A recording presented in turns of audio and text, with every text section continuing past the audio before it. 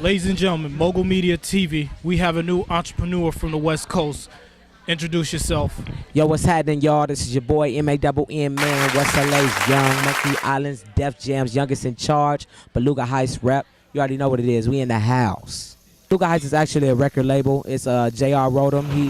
He's the producer who signed me.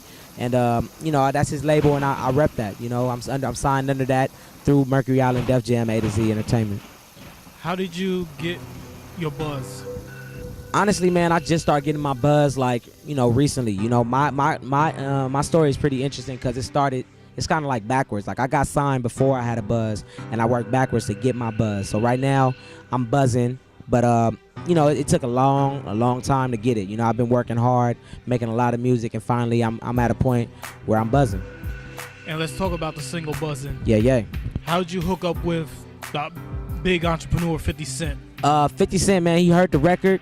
And he just hopped on it, man. Like, when he dropped it on thisis50.com, that's when we all heard it. Like, you know, he just wanted to do it because he liked the record genuinely, and that's a big look for me. So shout out to 50 Cent and G-Unit, yeah? Question. The sample in the song is from a very recognizable tune in the 80s. Like, did you actually like the record? Did you start rapping over it? Like, how did it come together? Man, honestly, man, I just knew that record. I knew the feeling of that record, and when I was talking to JR, he asked me about what records he wanted to flip, if I wanted him to flip any, and I was like, yo, man, I want to flip that record where it goes dun dun dun, and I just told him the sound, and we searched it, found it, and he knew what I was talking about, so we flipped it and made it into, you know, what it is. We made it into Buzzing. When can we expect your album to come out? Man's World, the album, will be coming out this summer. You know what I'm saying? It's going to be a crazy album, a lot of dope music on there. You know, we're making really great music for the people, for the birthday gang, for the birthday mob. And, yeah, it's coming out this summer, man. Man's World, the album, first single Buzzing. A couple other singles coming really soon. And we going hard.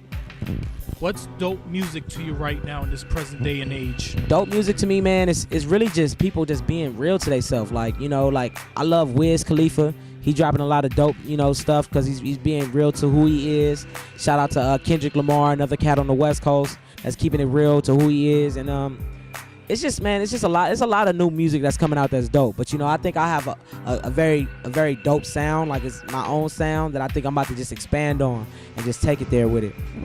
Define entrepreneur and what it means to you.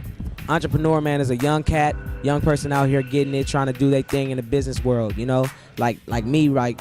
You know, I'm really trying to, you know, capitalize off everything, trying to capitalize off my fans, trying to capitalize off my music, trying to capitalize off my look.